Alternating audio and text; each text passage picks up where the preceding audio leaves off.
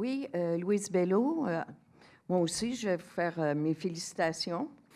Je pense que tout le monde vient voir parce que la salle est pleine. J'espère que ça va être là à toutes les assemblées. Il va falloir que ça soit très actif et très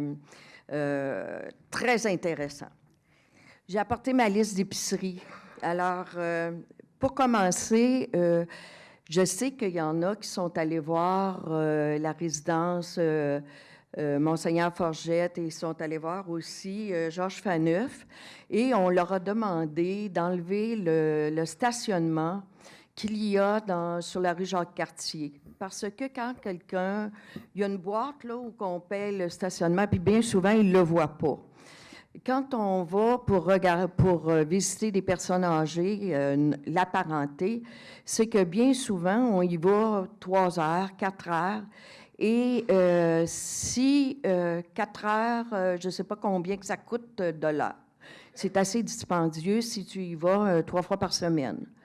Maintenant, il y a un stationnement en arrière de la Société d'histoire. Mais il y a encore des pancartes pour la Caisse populaire. Je pense que la Caisse populaire n'a plus d'affaires là. Alors, si quelqu'un va là et qu'il regarde ça, c'est du lundi au vendredi, de 8 heures aller à 5 heures. Alors, ils ne vont pas stationner là.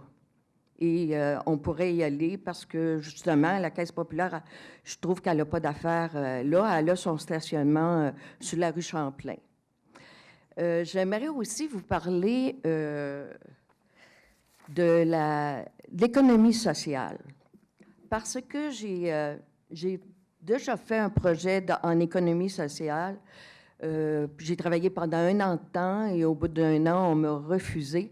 Et je trouve que pour Saint-Jean-sur-Richelieu, avec le taux de pauvreté qu'il y a, je pense que, puis, tout ce qu'on peut faire avec l'économie sociale, je pense que c'est à développer.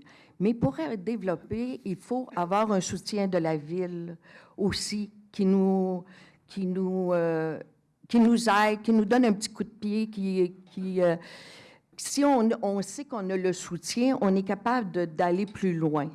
Alors, je sais que vous, M. Fecteau, M. le maire, vous en avez une idée de ça. Alors, vous savez de quoi je parle. Oui, tout à fait. Oui, c'est en plein ça. Maintenant, je voulais aussi vous parler des organismes qui sont accrédités et ceux qui ne le sont pas.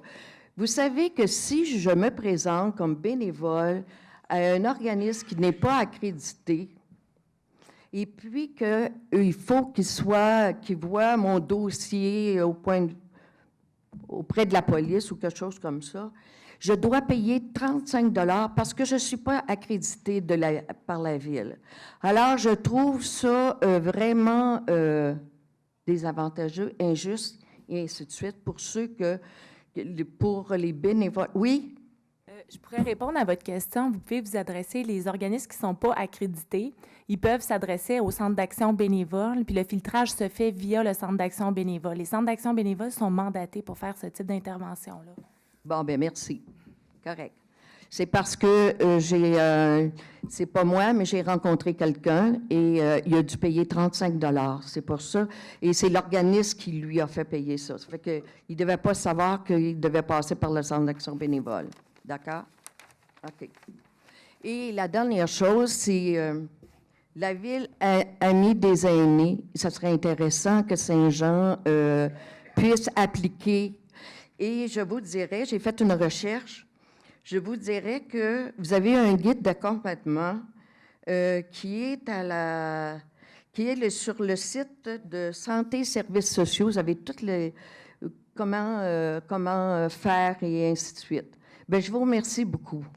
Au revoir. Merci. Bonne nouvelle pour vous. Monsieur le maire, oui. juste intervenir un instant. Oui. La semaine prochaine, au plénier, on aura déjà les informations pour la municipalité Amioux des aînés. Et on est déjà en communication avec le Centre des aînés. Non, en fait, ce que je voulais vous dire, Mme Bello, c'est que c'était dans notre plateforme et la politique familiale qui va être activée et la politique des aînés, c'est un engagement qu'on va tenir. Merci.